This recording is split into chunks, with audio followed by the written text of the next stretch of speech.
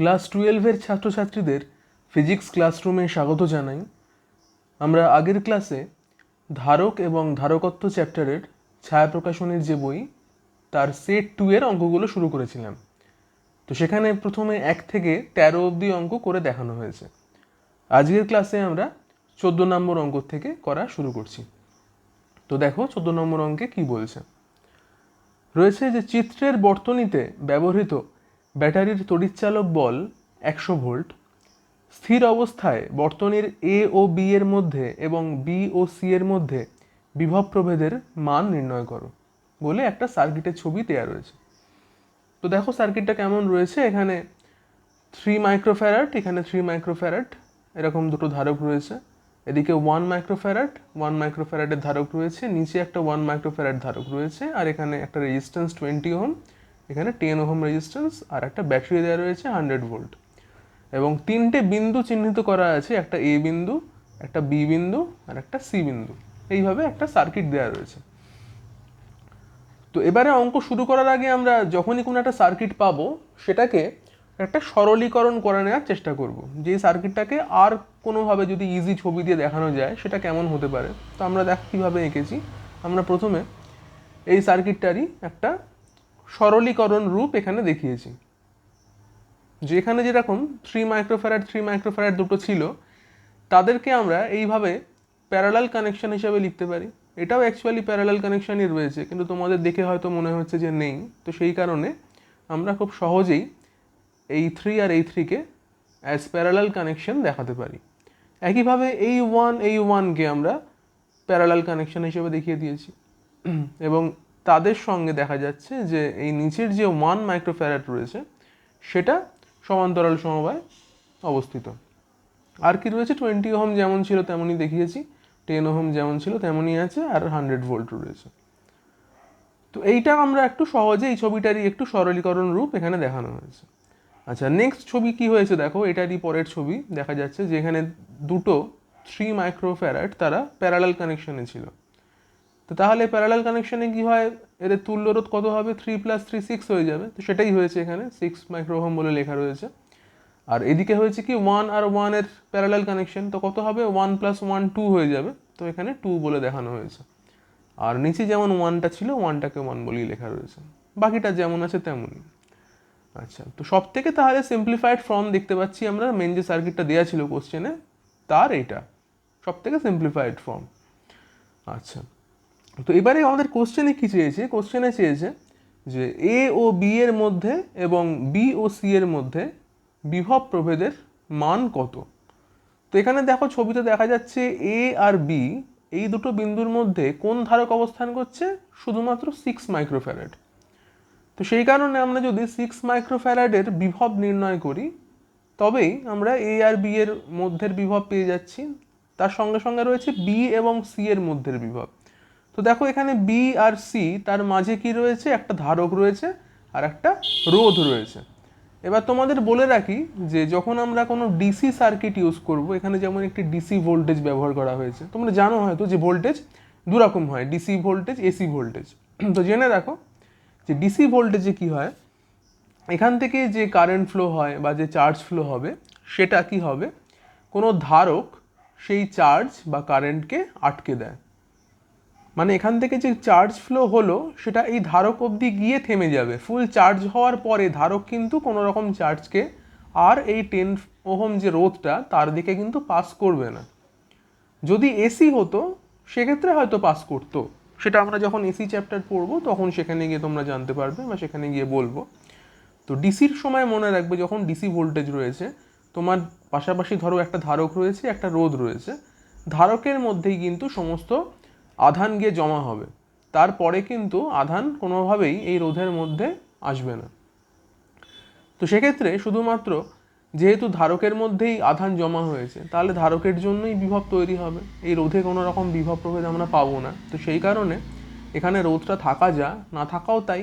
তো সেই কারণে বি এবং সি বিন্দুর মধ্যে যে বিভব প্রভেদ হবে সেটা শুধুমাত্র 2 মাইক্রোফ্যারাডের জন্যই যে বিভব প্রভেদ সেটা হবে। তো এবার চলো তাহলে কীভাবে অঙ্কটা করেছি আমরা দেখিনি। তো এখানে করা হচ্ছে কি 6 মাইক্রোফ্যারাড এবং 2 মাইক্রোফ্যারাড এই দুটোর জন্যই আমরা বিভব বার করার চেষ্টা করেছি। তো প্রথমেই কি করেছি দেখো, এখানে লিখে নিয়েছি যেটা তোমাদের বলছিলাম যে V1 বলে লিখছি কাকে না A এবং B বিন্দুর মধ্যে বিভব পার্থক্যকে, অর্থাৎ V1 হচ্ছে 6 মাইক্রোফ্যারাডের বিভব পার্থক্য। তো এটাকে লেখা রয়েছে কিভাবে দেখো, 6V1 ইকুয়াল 2V2। তো কেন এমন লেখা হলো সেটাই প্রথমে আসি। তো আমরা জানি যে পাশাপাশি দুটো ধারক যখন অবস্থান করছে অর্থাৎ তারা শ্রেণী সমবায় আছে। তো শ্রেণী সমবায় থাকলে কি হয়, ধারকের মধ্যে যে আধান জমা হয় আধানের পরিমাণ সমান হয়, অর্থাৎ 6 মাইক্রোফ্যারাডে যে পরিমাণ আধান জমবে 2 মাইক্রোফ্যারাডেও সেই একই পরিমাণ আধান জমবে। তো সেই কারণে আমরা দুটো ধারকের আধানকে সমান করে দিয়েছি। আধানের ফর্মুলা কি, কিউ ইকুয়াল সিভি।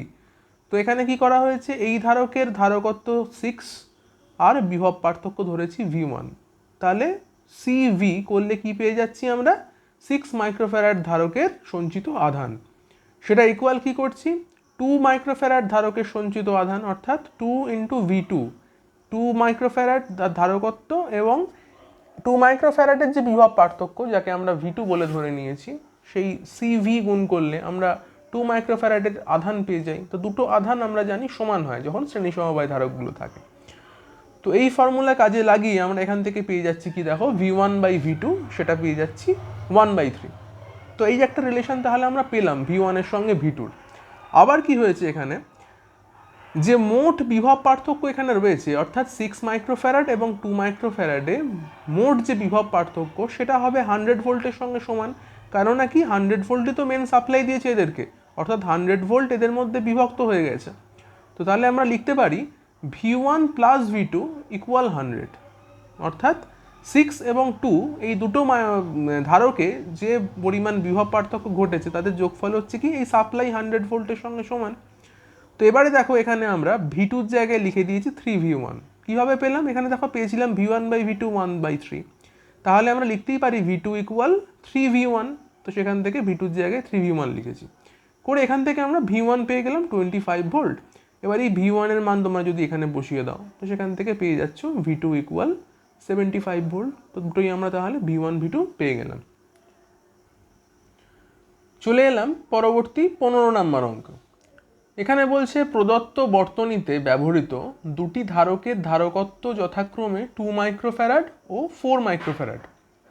দুটি কোষের তড়িৎচালক বল যথাক্রমে 12 ভোল্ট ও 24 ভোল্ট। এ ও বি বিন্দুর মধ্যে বিভব প্রভেদ কত নির্ণয় করো বলে একটা দেখো ছবি এখানে দেয়া রয়েছে।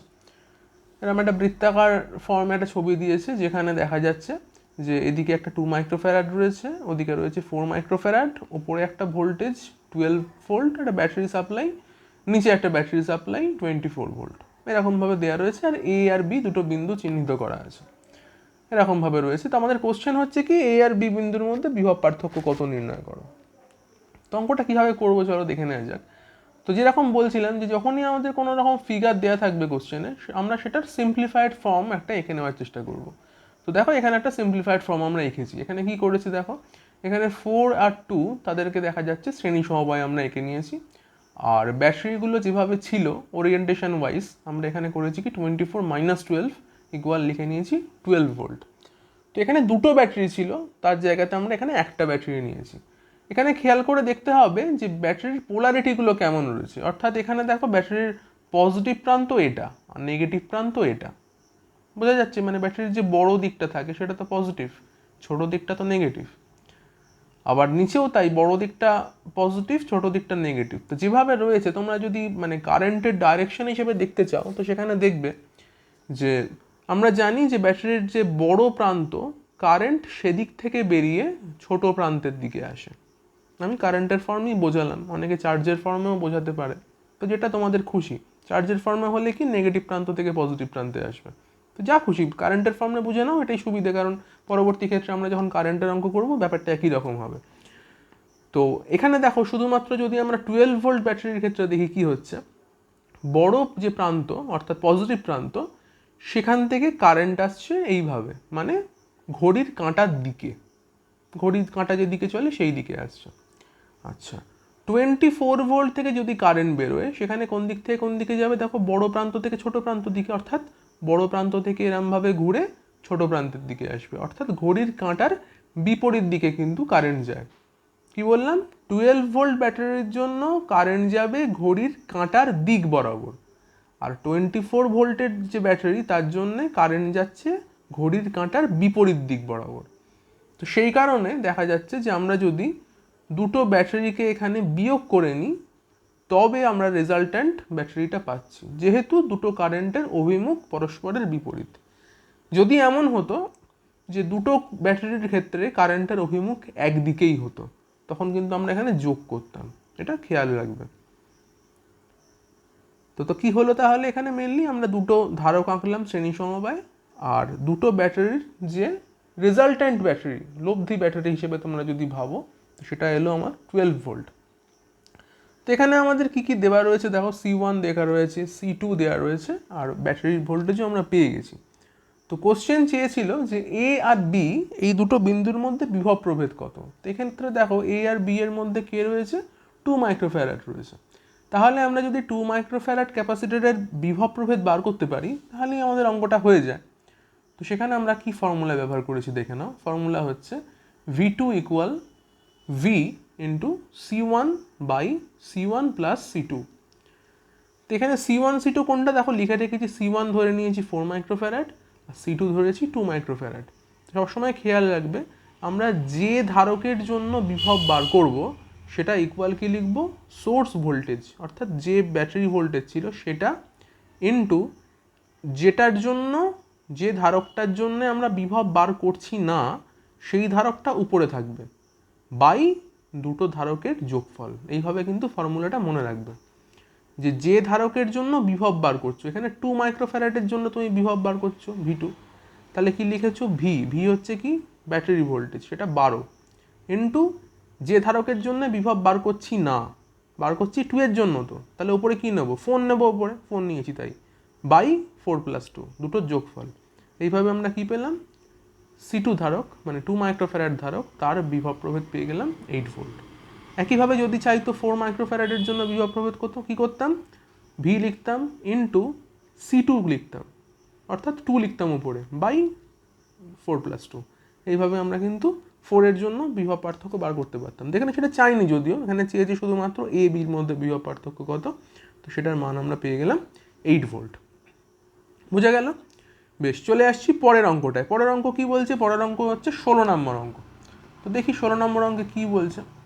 এখানে বলছে AB ও CD দুটি বর্গাকার ধাতব পাতের প্রতিটির দৈর্ঘ্য 20 সেন্টিমিটার। AB ও CD পাত দুটির অন্তর্বর্তী অংশে 3 ধরনের পরাবিদ্যুৎ পদার্থ রয়েছে, যাদের পরাবৈদ্যুতিক ধ্রুবক যথাক্রমে K1 দিয়েছে 1, K2 দিয়েছে 2, K3 দিয়েছে 4।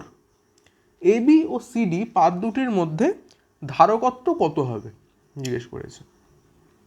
AB এবং CD দুটো পাত। তো দেখো ছবিটা কিভাবে রয়েছে, ছবিতে দুটো পাত রয়েছে AB CD, তার মাঝে ধারকের অবস্থানটা কিন্তু ছবিতে দেখানো রয়েছে, যে K1 K2 এরভাবে পরপর রয়েছে, আর K3 পুরো অংশটা জুড়ে পাশে রয়েছে, এটুকু অংশ 10 সেমি, এই প্রতিটা 10 সেমি করে দূরত্ব, অর্থাৎ AB আর CDর মধ্যে দূরত্ব 20 সেমি, এরকম একটা ছবি কিন্তু দেওয়া রয়েছে। কোশ্চেন হচ্ছে যে পুরো ধারকটার ধারকত্ব বার করতে হবে। তো কিভাবে দেখো এখানে করা হচ্ছে, তাহলে আমরা প্রথমেই করলাম কি, K1 অংশ যেটুকু তার ধারকত্ব বার করে নিচ্ছি, তাকে লিখেছি C1 বলে, সেটাকে একটা ধারক হিসেবে আমরা কল্পনা করে নিলাম যে K1 যে অংশটুকু জুড়ে রয়েছে সেটা একটা ধারক, ধারকত্ব তার C1 কত হবে, K1 into epsilon not into A/2 by D/2। A/2 কেন বুঝতেই পারছো, এরিয়াটা হাফ হয়ে গেছে, হাফ এরিয়া তো, আর D/2 যে ডিফারেন্স রয়েছে AB আর CD পাতের মধ্যে তার অর্ধেক অংশে জুড়ে রয়েছে, তাই D/2 করেছি। আচ্ছা, K2 অংশের ধারকত্ব বলছে C2, তো ব্যাপারটা একই, K2 অংশ তো K1 এর মতনই হবে, তো সেটাও খালি পরাবৈদ্যুতিক ধ্রুবকের জায়গাতে আমরা K2 লিখেছি, বাকিটা একই রকম epsilon not A/2 by D/2। R K3 অংশ জুড়ে পুরোটা কি বলেছি, পুরোটাকে C3 বলা হচ্ছে। সেখানে কি হয়েছে, সেখানে হয়েছে K3 এপসাইলন নট A/2, অর্থাৎ এরিয়ার হাফ, কিন্তু ডিস্টেন্স তো পুরোটাই আছে, তো সেটাকে D বলে লিখেছি তাই। এবং যে ছবিটা রয়েছে সেই অনুযায়ী আমরা লিখে নিয়েছি যে এক্ষেত্রে C1 এবং C2 শ্রেণী সমবায় রয়েছে, মানে K1 K2 যে অংশগুলো সেগুলো শ্রেণী সমবায় রয়েছে, আর C3 এদের সঙ্গে সমান্তরাল সমবায় যুক্ত। তো আশা করি এটা তোমরা বোঝো। যদি কেউ না বোঝো আমি একটু বলে দিই ব্যাপারটা কি। শ্রেণী সমবায় কি হয়, শ্রেণী সমবায়ের ক্ষেত্রে ধরে নাও যে এ বি যে প্লেটটা সেটা সোর্সের সঙ্গে কানেক্টেড, মানে চার্জ সোর্সের সঙ্গে কানেক্টেড, আর সিডি যে পাতটা সেটা গ্রাউন্ডের সঙ্গে কানেক্টেড। এবার শ্রেণী সমবায়ের ক্ষেত্রে কি হয় তোমরা দেখতে পাবে যে শ্রেণী সমবায়ের ক্ষেত্রে যে দুটো বা তিনটে ধারক আমরা ব্যবহার করি সেখানে কিন্তু প্রথম ধারকটা সোর্সের সঙ্গে কানেক্টেড থাকে এবং তারপরের যে ধারকটা সেটা কিন্তু প্রথম ধারকের সঙ্গে কানেক্টেড থাকে, তাদেরকেই আমরা শ্রেণী সমবায় বলি। কিন্তু সমান্তরাল সমবায়ের ক্ষেত্রে কি হয়, সেক্ষেত্রে হয়ে যায় কি যে প্রথম প্লেটটা যে সোর্সের সঙ্গে কানেক্টেড থাকে এবং সেকেন্ড প্লেটটা সবসময় কিন্তু গ্রাউন্ডের সঙ্গেই কানেক্টেড থাকবে। অর্থাৎ এখানে কি হয়েছে দেখো যে C1 C2 দুটো শ্রেণী সমবায়, তাদের পুরোটার সঙ্গে K3 পরাবিদ্যুৎ ধ্রুবক বিশিষ্ট যে অংশটা সেটা সমান্তরাল সমবায় রয়েছে। তো সেক্ষেত্রে কি হয়েছে, K3-র যে প্রথম মানে দুটো পাতের যে প্রথম প্লেটটা সেটা সোর্সের সঙ্গে কানেক্টেড এবং লাস্ট প্লেটটা কিন্তু গ্রাউন্ডের সঙ্গে কানেক্টেড। তো এইরকম হলে তখন আমরা বলি সেটা সমান্তরাল সমবায় যুক্ত। তো এই রকম কানেকশন আমরা আপাতত পেয়েছি। তো এইবারে দেখি যে আমরা কিভাবে অঙ্কটাকে এগোচ্ছি। এখানে আমরা তুল্য ধারকত্ব বার করার চেষ্টা করেছি, তাই জন্যে তুল্য ধারকত্বের ফর্মুলা লাগিয়েছি। দেখো এখানে C1 C2 তারা ছিল শ্রেণী সমবায়, তো শ্রেণী সমবায়ের ফর্মুলা লাগানো হয়েছে C1 C2 by C1 plus C2, আর তার সঙ্গে C3 ছিল সমান্তরাল সমবায়, অর্থাৎ শ্রেণী সমবায়ের জন্য যে তুল্য ধারকত্ব তার সঙ্গে C3কে যোগ করে দিলেই আমরা টোটাল জিনিসটা তুল্য ধারকত্ব পেয়ে যাচ্ছি। তো সেটাই করা হয়েছে, করে ফর্মুলায় বসিয়েছি C1 C2-র ফর্মুলা যেভাবে হয় আমরা লিখে নিয়েছিলাম আগেই, সেই ফর্মুলাগুলো বসিয়েছি। প্রতিটা জিনিসের মান তো দেওয়াই ছিল, সেই মানগুলো থেকে আমরা পেয়ে যাচ্ছি যে তুল্য ধারকত্ব হচ্ছে 4.72 পিকোফ্যারাড। তো অঙ্কটার মানে শুরুটাই একটুখানি মানে প্রবলেমেটিক ছিল যে কিভাবে আমরা অঙ্কটাকে সাজাবো, যে C1 C2 C3 তারা কিভাবে রয়েছে শ্রেণীতে না সমান্তরালে, এইটা তোমায় খালি বুঝে নিতে হবে। এটা বুঝে নিলেই বাকি অংশটা কিন্তু খুব সহজ, ফর্মুলায় ফেললেই হয়ে যাচ্ছে। বেশ, তো চলে আসবো 17 নম্বর অঙ্ক। 17-এ কি বলছে, 17-এ বলছে যে দুটি সমান্তরাল পাতের ক্ষেত্রফল 100 সেন্টিমিটার স্কোয়ার, পাত দুটিতে 10⁻⁻7 কুলম্ব মানের সমান বিপরীত তড়িতাধান দেওয়া হলো।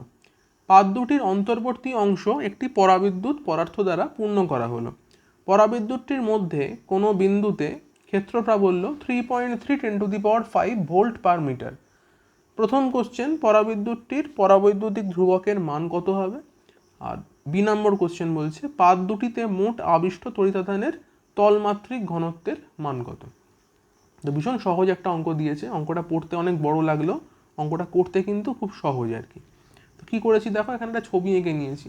যেরকম বলেছিল যে দুটো পাত রয়েছে, উপরের পাতটা যা আধান নিচের পাতটাও সে একই আধান, বিপরীত জাতীয়, মানে প্লাস মাইনাস আর গ্রাউন্ড করা, যেটা হয় ধারকের যে সাধারণ ছবি হয় সেটাই হয়েছে। আচ্ছা, ধারকত্ব কত? ধারকত্বের ফর্মুলা দিয়ে দিয়েছি, C = K∈A/D হলো। আচ্ছা, পাত দুটির মধ্যে বিভব প্রভেদ আমরা তো খুব সহজেই বার করতে পারছি, V = Q/C করে। এখানে দেখো C এর মানটা বসিয়ে দিয়েছি। আবার আমরা জানি যে বিভব প্রভেদ V = electric field E × D, এই ফর্মুলা দেওয়া যায়, তাহলে সেখান থেকে আমরা লিখতে পারি E = V/D। তো সেটাও করেছি দেখো এখান থেকে। তো সেসব করে দেখা যাচ্ছে যে আমরা এখান থেকে কিন্তু K এর মান পেয়ে যাচ্ছি। K এর মান কত? K এর মান আসছে 3.43। তো এইটুকু বোঝা গেছে, সব সহজেই আর কি, জাস্ট ফর্মুলাগুলো লাগিয়ে আমরা এখান থেকে K এর মান পেয়ে গেলাম 3.43। চলে আসছি অঙ্কটার পরবর্তী অংশ, যেখানে বলছে পাত দুটিতে মোট আবিষ্ট তড়িতাধানের তলমাত্রিক ঘনত্বের মান কত হবে? তো আমরা এখান থেকে যেটা পেলাম যে K এর মান পেলাম। এবার তলমাত্রিক ঘনত্বের যে ফর্মুলা সেটা আমরা জানি কি হয়, যে ইলেকট্রিক ফিল্ড E = σ/K∈0 হয়। তো সেক্ষেত্রে তাহলে তলমাত্রিক ঘনত্ব সিগমা, তাকে আমরা লিখতে পারছি K∈0 ইলেকট্রিক ফিল্ড E। এবার সেগুলোর মান বসিয়ে দেওয়া হয়েছে, বসিয়ে আমরা পাচ্ছি দেখো এখানে 1.002 10⁻⁻5 কুলম্ব পার মিটার স্কোয়ার।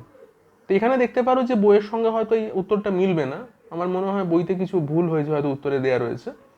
তো এখানে যা যা ডেটাগুলো দেওয়া ছিল অঙ্কে সেগুলো দিয়ে করে কিন্তু এই ভ্যালুটাই আসছে। তো যাই হোক, আমরা চলে আসছি পরবর্তী অঙ্ক 18 নম্বর অঙ্কে। 18 নম্বর অঙ্কে বলা হচ্ছে একটি তড়িদাহিত ধারক তার দ্বিগুণ ধারকত্ব সম্পন্ন অপর একটি অনাহিত ধারকের সঙ্গে আধান বন্টন করে নিল। এই অবস্থায় উভয় ধারকের মোট শক্তির পরিমাণ নির্ণয় করো। তো আমরা এখানে দেখো ধরে নিয়েছি যে দুটো ধারক সি এবং 2C, কারণ বলেছিল যে একটি ধারক এবং তার দ্বিগুণ ধারকত্ব সম্পন্ন আরেকটি ধারক, তাই জন্য একটি ধারক সি, অপরটা 2C।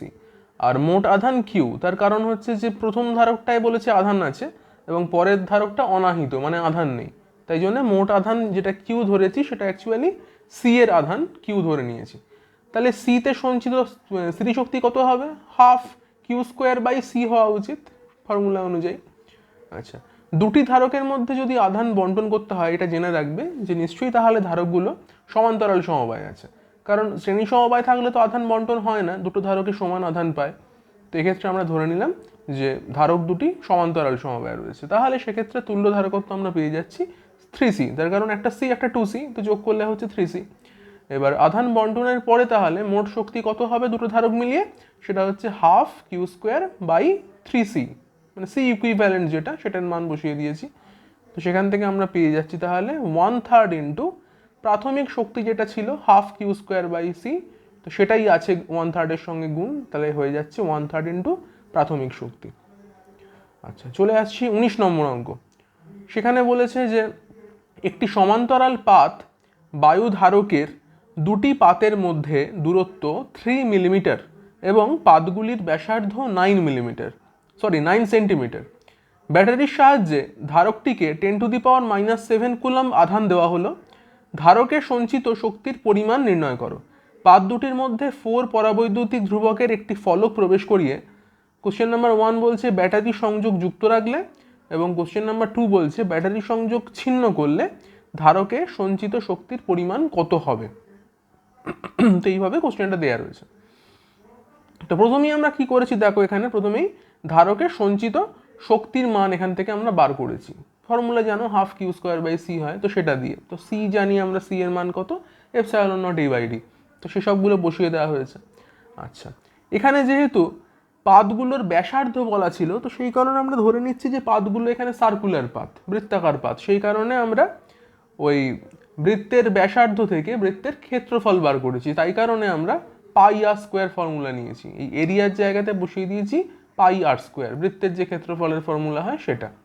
আচ্ছা, সেখান থেকে সব মানটান দেখো বসিয়েছি ঠিক মতো, বসিয়ে আমরা পেয়ে যাচ্ছি এনার্জি হচ্ছে 6.67 10⁻⁻5 জুল। আচ্ছা, এবার দেখো যে পরবর্তী ক্ষেত্রে কি করা হচ্ছে, সেখানে একটা কে পরাবৈদ্যুতিক ধ্রুবক বিশিষ্ট একটা পাত ওই ধারক দুটোর মধ্যে প্রবেশ করিয়ে দেওয়া হয়েছে। তার ফলে কি হয়েছে, ধারকের ধারকত্ব বদলে যাবে। তো আমরা ধরে নিয়েছি এখন ধারকের ধারকত্ব সি প্রাইম হয়ে গেছে। আচ্ছা, এবার যে দুটো কোশ্চেন ছিল যে ব্যাটারি সংযোগ যুক্ত রাখলে কি হবে আর ব্যাটারি সংযোগ বিচ্ছিন্ন রাখলে তখন শক্তির পরিমাণ কি হবে। তো আমরা দেখো দুটোই করেছি। প্রথম ক্ষেত্রে করেছি যে ব্যাটারি যখন যোগ করা রয়েছে তখন কি হয়, বিভব পার্থক্য কিন্তু একই থাকে, কনস্ট্যান্ট থাকে সেক্ষেত্রে। তো তখন তাহলে ফর্মুলা কি লিখছি, ভি ইকুয়াল কিউ/সি। তো সেখানে দেখো এইভাবেই আমরা সি এর মানটান বসিয়ে দিয়েছি, দিয়ে সঞ্চিত শক্তি পেয়ে যাচ্ছি half C prime V square. C prime কেন না, এটা ওই পরাবৈদ্যুতিক পাত প্রবেশ করিয়েছিলাম, কে পরাবৈদ্যুতিক পাত প্রবেশ করিয়েছি। তো সেখানে দেখো আমরা মান বসিয়ে দিয়েছি, ভি এর মান বসিয়েছি, সি প্রাইমের মান বসিয়েছি, বসিয়ে আমরা পাচ্ছি যে সঞ্চিত শক্তি 2.67 10⁻⁻4 জুল। আচ্ছা, সেকেন্ড কোশ্চেন যেটা ছিল যে ব্যাটারি সংযোগ যদি বিচ্ছিন্ন থাকে তখন সঞ্চিত শক্তি কি হবে। তখন দেখো কি হয়েছে, তখন হচ্ছে half into Q square by C. সেটাতে আমরা মান বসিয়েছি, দেখো Q square by C prime যেটা, সি প্রাইমের মান সেখানে বসানো হয়েছে, বসিয়ে আমরা পেয়ে যাচ্ছি 1.67 10⁻⁻5 জুল। চলে এলাম 20 নম্বর অঙ্ক। এখানে বলেছে যে একটি সমান্তরাল পাতধারকের ক্ষেত্রফল 1 মিটার স্কোয়ার এবং পাতদ্বয়ের ব্যবধান 0.01 সেন্টিমিটার। মধ্যবর্তী অঞ্চল 7 ধ্রুবকের একটি মাধ্যম দ্বারা পূর্ণ। 7টা হচ্ছে পরাবৈদ্যুতিক ধ্রুবক যেটা আর কি। আচ্ছা, ধারকটি 300 ভোল্ট বিভবে আহিত করা আছে, সঞ্চিত শক্তির পরিমাণ নির্ণয় করো। তো এখানে আমরা একদম সিম্পল ফর্মুলা, সি ইকুয়াল কি হয়, হাফ সি ভি স্কোয়ার হয়। তো সেখানে ফর্মুলা বসিয়েছি, সি এর মান কে এপসাইলন নট a/d বসানো হয়েছে, কে 7, করে একদম মানে এটা একদম সহজ, কিছু করার নেই, ডাইরেক্ট করে এখান থেকে আমরা পেয়ে যাচ্ছি 0.028 জুল।